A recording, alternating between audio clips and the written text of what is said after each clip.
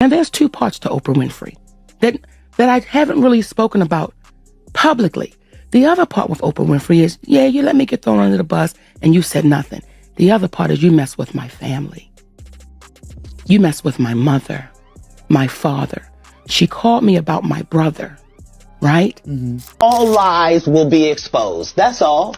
And anyone who takes that the wrong way, know why they take it the wrong way. I know they're watching me right now, and they're mad at me.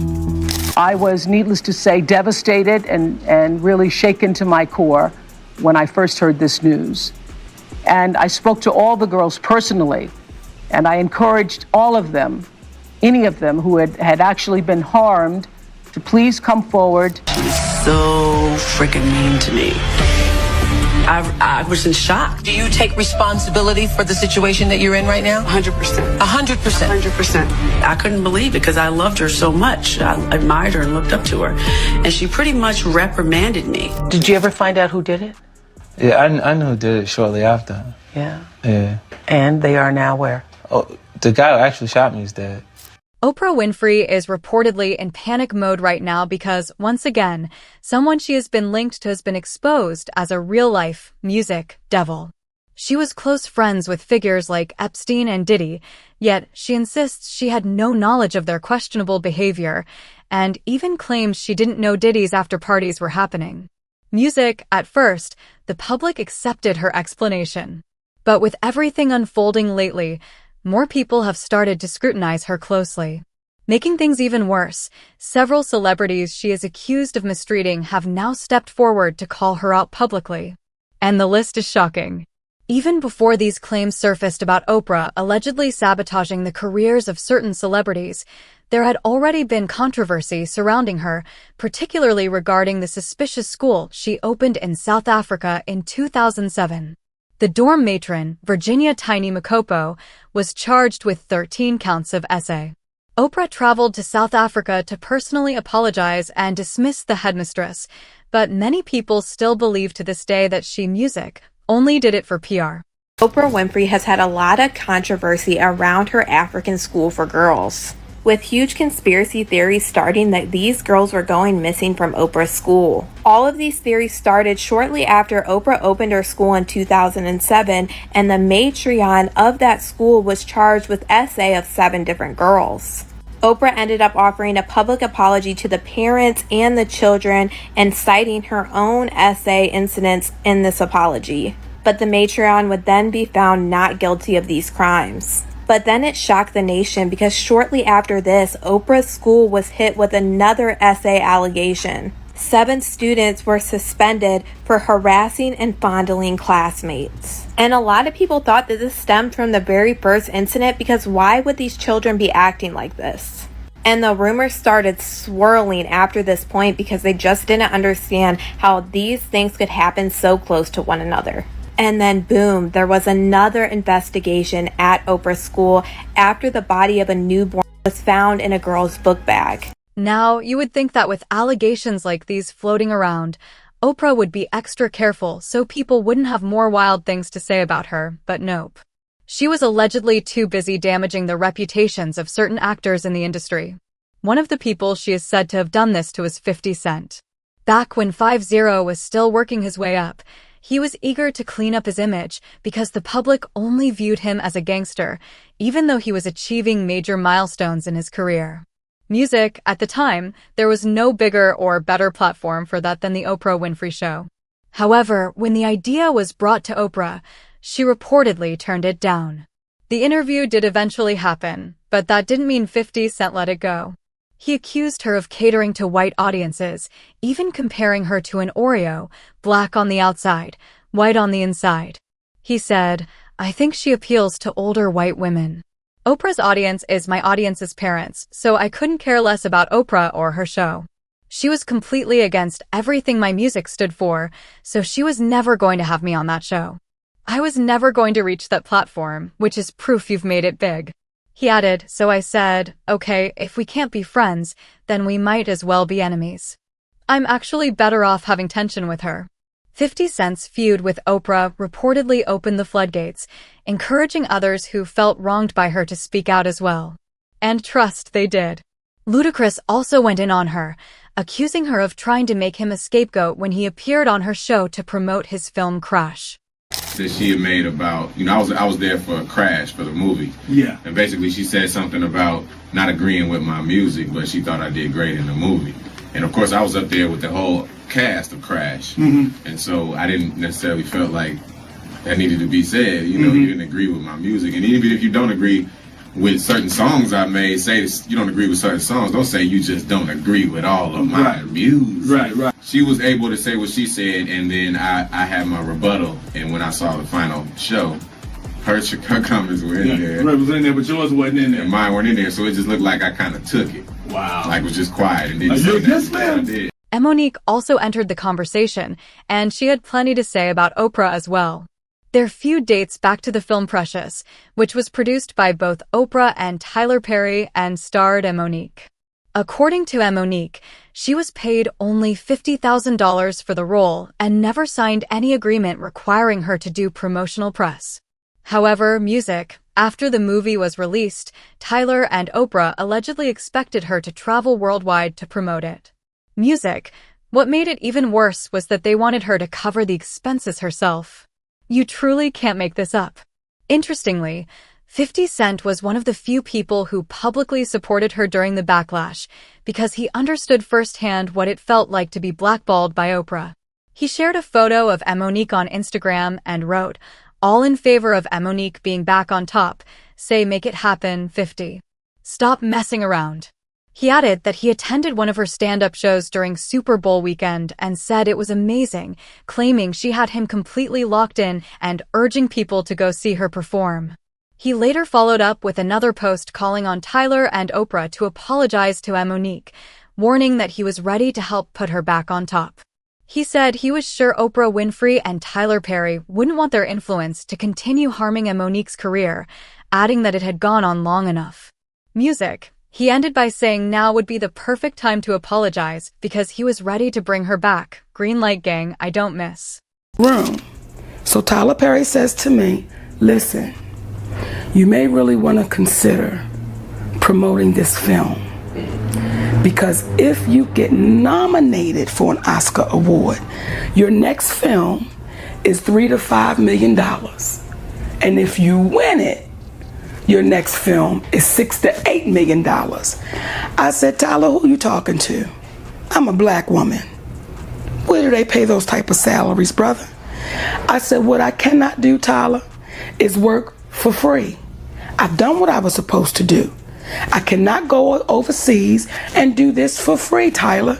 So then he goes on about his spiel, I said, well, listen, you can write me the check for me to go overseas. I don't care where the money comes from, but I'm not going to do it for free. He says, well, I don't believe in giving money away for free. I said, I don't believe in working for free, so we're on the same page. And as if that wasn't already bad enough, Oprah allegedly took things even further by inviting Monique's brother, whom Monique had previously accused of essaying her when she was just 11 years old, along with her entire family. These were the same family members Monique had said she no longer speaks to because they initially took her brother's side when she first came forward about the essay. Dave, to first acknowledge what I've been in denial for 37 years. And that is, I did assault and inappropriately touch my sister in manners that were not comfortable for her. And for that, I apologize. And there's two parts to Oprah Winfrey that I haven't really spoken about publicly. The other part with Oprah Winfrey is, yeah, you let me get thrown under the bus and you said nothing. The other part is you mess with my family. You mess with my mother, my father. She called me about my brother, right? Mm-hmm. And I said, listen, everybody can change. He wanted to apologize. She said, Monique, would it be okay that he comes on? And would you like to come on? I said, I don't want nothing to do with that cat, but I don't want to get in the way of his blessing. If he's changing, I don't want to stop that. She never said my mother. She never said my father. Now, I know who my parents were because they're both gone. I know who they are. I know my mother's greed. I know my father's greed. And you did not say that you were going to have my parents because had you said you had my mother. Now, we had a conversation and I said to her, me and my mother are not in a good place. Now, she said some things to me about her mother and father, which I'll never repeat. Then there was Dave Chappelle, who Oprah also allegedly tried to set music up. This took place after Dave appeared on her show following his decision to walk away from a $50 million deal with Comedy Central. The situation between Dave and the network had become so intense that he left for South Africa to disappear for a while. However, as Dave attempted to explain what really happened during the interview, Oprah repeatedly cut him off and pressured him to acknowledge false claims about himself. Increasingly paranoid. Would you say you were paranoid? Sure. First of all, what is a black man without his paranoia intact? You might win $100 in a poker game and be on the subway. You're gonna look over your shoulder. They just said in everything I had $50 million. That's like making me a marked man. So did you go to a psychiatric hospital? In South Africa? Yeah. Who? I'm insane. They were trying to get me to take psychotic medication. Yeah. I said, I'm not taking this medicine, man, because I know these people be trying to control you or maybe discredit you. I was afraid, like, you know. But you were stressed out. That's why. There's no question. But it's very stressful for someone to constantly walk behind you and say, you're insane. Oh, honey, and it didn't end there. Taraji had her own run-in with Oprah, too, and it was eerily similar to what happened with Monique. This all unfolded in 2023 when Taraji called out someone for underpaying her, right around the time she was promoting the color purple. Not long after, Taraji appeared in another interview, this time with Oprah's close friend Gayle King, where she revealed, music, that she was considering walking away from acting altogether. But while Taraji was clearly having an emotional breakdown on the show, Gayle was busy gaslighting her and music, turning her pain into a joke. And I heard on the street, Taraji, you had the audacity to say you're thinking about stopping acting. We said, stop talking. Are you thinking about it? I'm just tired of working so hard, being gracious at what I do, getting paid a fraction of the cost. I'm tired of hearing my sisters say the same thing over and over. What Taraji didn't realize at the time was that she never really stood a chance going up against Oprah, something she might have understood if she'd spoken to Monique first. And that's not even all, y'all. There have also been rumors that Oprah allegedly sabotaged Terrence Howard after he supposedly rejected her advances. Yes, you heard that right. Remember the 2013 film The Butler, where Oprah and Terrence played romantic interests? Well, word is that Oprah may have gotten a little carried away with their intimate scenes and wanted things to go further. Music. Now, I'll be honest, if these rumors are true, it's hard to put all the blame on Oprah because Terrence seemed to lean into it as well. For instance, during the movie's press tour, Terrence openly talked about how much he enjoyed working with Oprah, even going into detail about getting to touch and feel her very noticeable assets. To be able to make out with Oprah, to have love scenes with her and those tiggo bitties. I mean,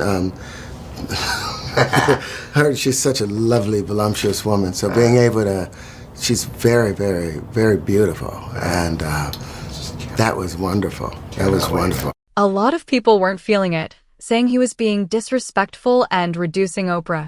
But Oprah, on the other hand, didn't seem to mind Terrence talking about her big old assets at all, sis.